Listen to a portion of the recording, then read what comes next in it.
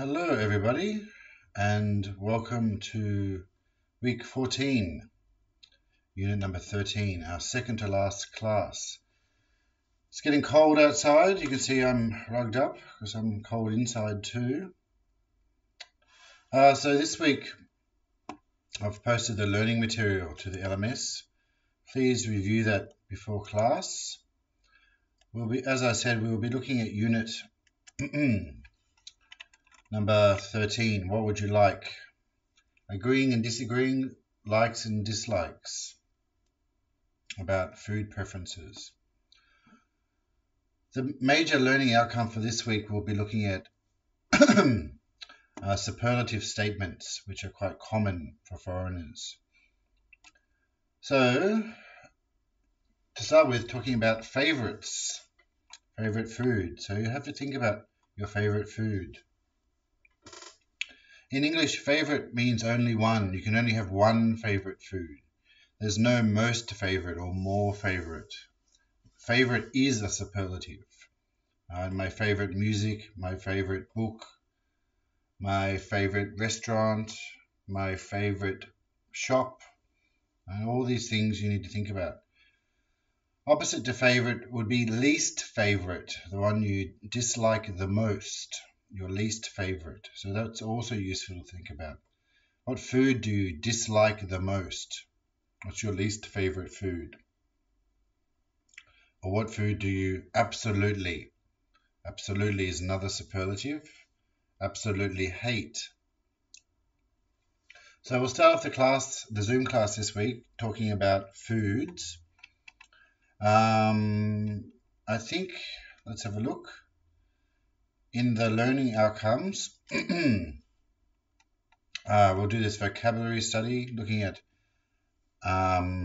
types of food, which should be pretty straightforward. Bland, shingopta, where bland means with no flavor.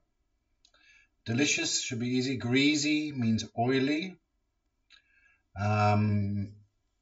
Nukihada tends to mean like rich, that has a lot of fat. So Koreans can say like cream spaghetti is greasy, but nukihada. But in English we would say it's rich. Cheesecake can be too rich. Yeah, so rich food. Salty food, spicy food, healthy food. Pretty straightforward. To start off the class as per usual, I'll get you to have a look at this dialogue to warm up. It contains the learning outcome. I love Japanese food is a superlative. Right? Perfect is also another superlative. So, the grammar focus. This is what I want you to reproduce for the final exam. So, I'm crazy about, I can eat, I'm not in the mood for, I can't stand, chamasopseo, strongly dislike. Okay, and the agreement is something you need to watch. Neither am I and I'm not either are very tricky in English. Right? I don't like Italian food. Neither do I. Right? So don't is a negative, so negative is the form. Right? I like Japanese food. I don't like it very much, disagreeing. So review that, make sure you understand the subject-verb agreement between the two. This is what we'll be concentrating on. So for the learning outcome, we're not going to limit to talking about food. It could be other things that you like and don't like. So I'll get you to state these to your partners in the second breakout group, and you have to come up with an agreement to practice those. So I'm not crazy about Italian food. Oh, really? I love it. I like it a lot. Like that. We'll go on to do this pair work after that. So the point is here, when talking about likes and dislikes in English, you only need 5 vocabulary, really. Very good, good, so bad, very bad. Right? To say what you like and dislike. But this is really kind of boring and doesn't really demonstrate good English skill if you use this to talk about things you like and dislike. The point here is that in English is a very individualistic language, unlike Korean, where so you say it's good, it's bad, where the focus is on the subject, right? Rather, we focus on the objective, which is ourselves. So we say I like, I dislike. How's the weather today? It's good. How are you today? I'm good. It's quite different. It can be tricky for language learners. So I like it very much would be the appropriate response. I don't know why I've thrown this in here. It's just another example of something that you like very much. You can say it's the bee's knees. It's very good. Okay, so if you love something very much, these are the ways you say you love something. I love eating ice cream. I adore sunbathing. I'm mad about. I'm crazy about.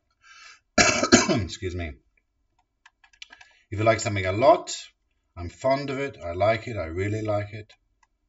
If you like something, I quite like it. Right?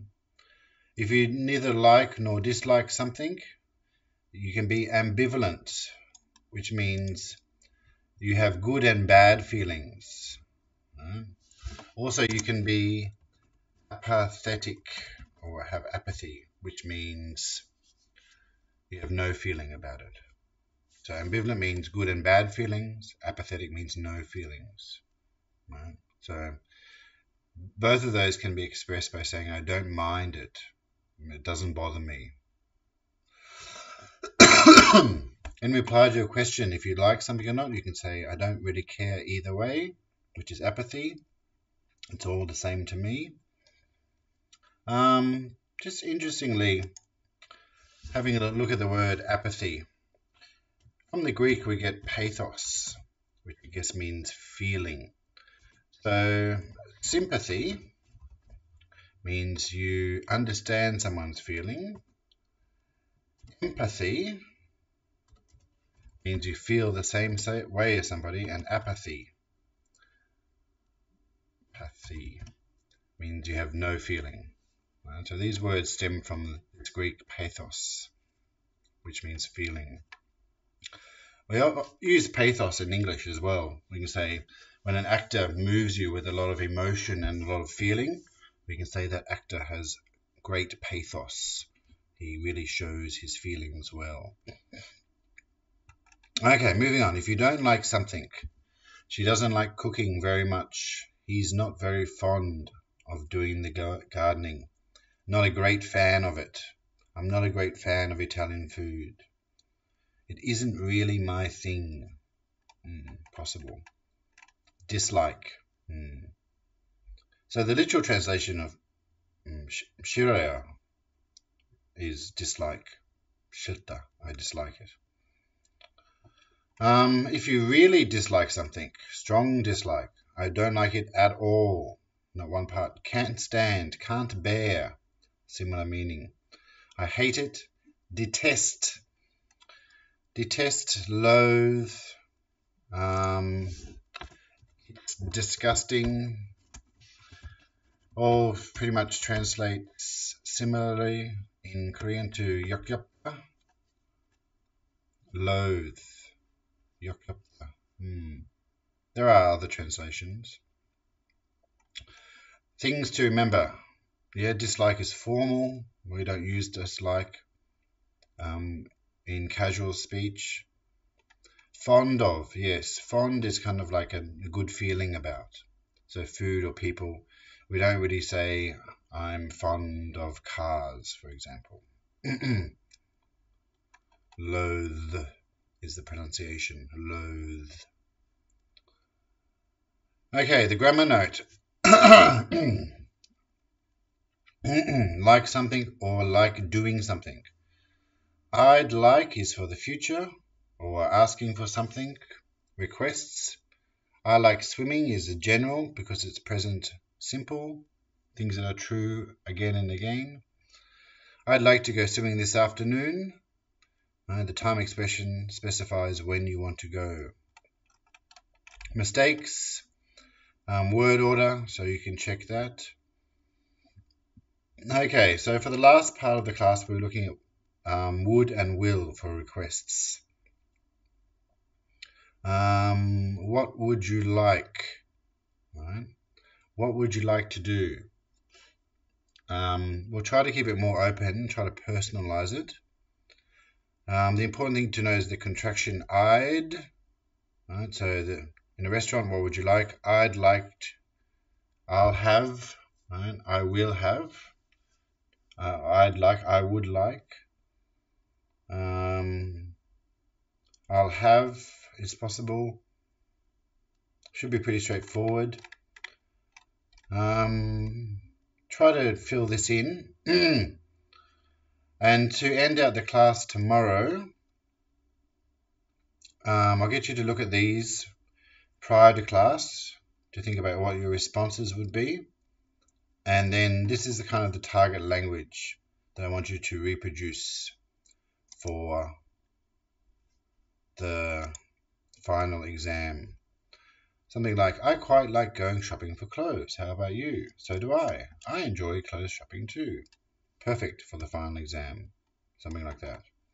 Or I can't stand doing nothing on the weekends. Neither can I. I much prefer going out to do something active. Would you like to go to a basketball game? Actually, no. I'm not very keen. Keen means I'm not very fussed. I don't really like watching team sports. So this would be the perfect little exchange for the final exam. You can adapt it for yourself. Right? I can't stand studying in the libraries. In the library, neither can I. I much prefer studying on my sofa. Would you like to study together sometime? Actually, no. I'm not very keen on working together with other people. Could be possible. Okay, I hope that's all straightforward. Again, if you have any problems, please let me know. And I hope that I see you in class. Okay. Don't forget, you can't miss too many classes. Already I've got quite a few people who are getting close to the limit of the number of Zoom classes they can miss. If you miss more than 5 Zoom classes, that's an automatic fail. I can't help you. So please make sure you attend the last Zoom classes this week and next week. Okay, I'll see you then.